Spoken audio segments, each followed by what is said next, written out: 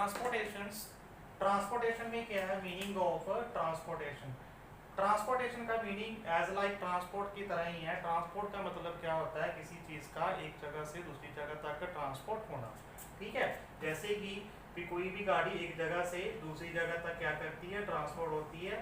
उस चीज को हम क्या बोल देते हैं? ट्रांसपोर्टेशन। ठीक है, वो क्या हो गया? ट्रांसपोर्टेशन या ट्रांसपोर्ट। अब ये गाड़ी किस लिए ट्रांसपोर्ट हो रही है? ये हो रही है किसी चीज को, ठीक है, फॉर एग्जांपल जैसे हमारे खाने के लिए फूड आ रहा है, ठीक है, वो क्या कर रहा है? एक जगह से दूसरी जगह तक ट्रांसपोर्ट हो रहा है। ठीक है, ऐसे ही लिविंग बॉडी में भी क्या होती है? ट्रांसपोर्ट होती है। ठीक है, ट्रांसपोर्ट के बिना कोई भी एनिमल और कोई भी प्लांट, ठीक है, सर्वाइव नहीं कर सकता। ठीक है, इसलिए ट्रांसपोर्ट हम एनिमल और प्लांट दोनों में पढ़ेंगे। सबसे पहले क्या है कि एनिमल में हम ये जानेंगे कि एनिमल जो है वो किस चीज से बना हुआ है। ठीक है, एनिमल हमें पता है वो सेल से बना हुआ है। ठीक है, और अकॉर्डिंग टू सेल नंबर के हिसाब से जो एनिमल है वो दो तरह के हैं।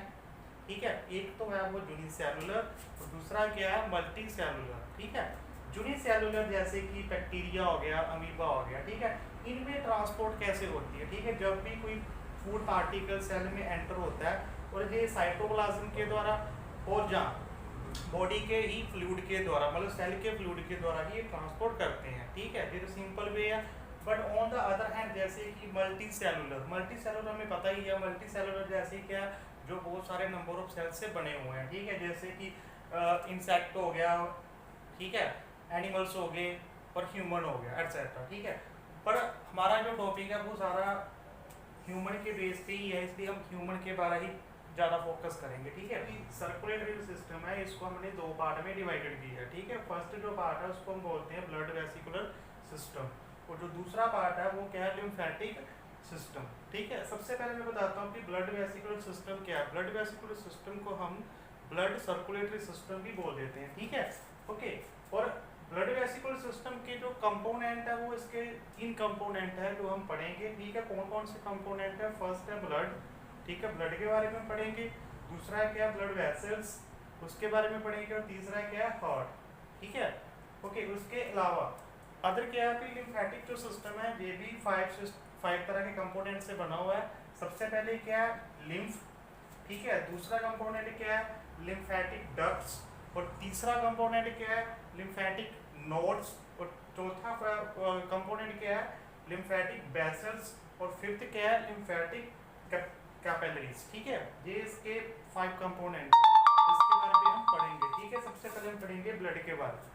अब हम पढ़ेंगे ब्लड के बारे में। ठीक है, ब्लड क्या है? सबसे पहले ब्लड क्या है कि ब्लड एक कनेक्टिव टिश्यू है। ठीक है, कनेक्टिव टिश्यू का मतलब होता है कि जो टिश्यू किसी चीज को एक जगह से दूसरी जगह तक ट्रांसपोर्ट करवाता है। ठीक है, उसको हम बोल देते हैं कनेक्टिव टिश्यू। इसलिए ब्लड क्या है? एक कनेक्टिव टिश्यू है।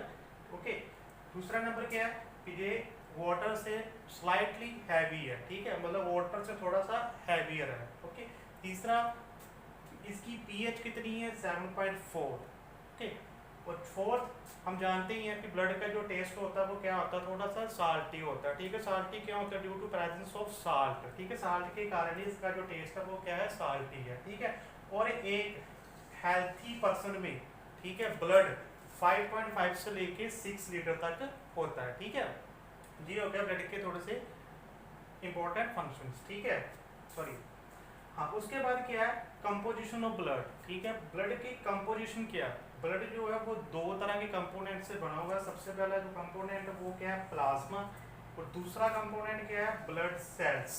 ठीक है, जिनके बारे में हम पढ़ेंगे। ठीक है, सबसे पहले क्या है कि प्लाज्मा। ठीक है, ब्लड में जो प्लाज्मा होता है ये 55% होता है। ठीक है, टोटल में से। ठीक है, टोटल ब्लड में से 55% क्या है? ये प्लाज्मा है। ठीक है, और प्लाज्मा वो कंपोनेंट है जो क्या करता है? न्यूट्रिएंट्स को, ठीक है, वेस्टेज को और गैसेस को क्या करता है?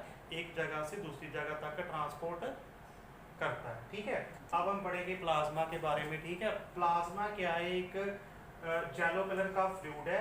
ठीक है, जब भी हमें हमारी बॉडी में कोई पिंपल्स होता है, पिंपल में सबसे पहले ब्लड नहीं करता, ब्लड के बाद एक येलो कलर का जो फ्लूइड नहीं करता है, उस फ्लूइड को हम क्या बोल देते हैं? प्लाज्मा। ठीक है, वही प्लाज्मा होता है। ठीक है, एक वाटर की तरह ही होता है। ठीक है, और प्लाज्मा जो हमारे ब्लड में अबाउट 55% होता है। ठीक है, ओके।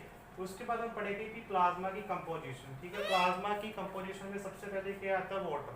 ठीक है, और हमें पता ही है अभी जो प्लाज्मा है वो एक लिक्विड की तरह है, वाटर की तरह है, इसलिए इसमें जो वाटर होता है वो 90 से लेके 92% होता है, ठीक है। मतलब प्लाज्मा 90 से लेके 92% वाटर से ही बना होता है, ठीक है।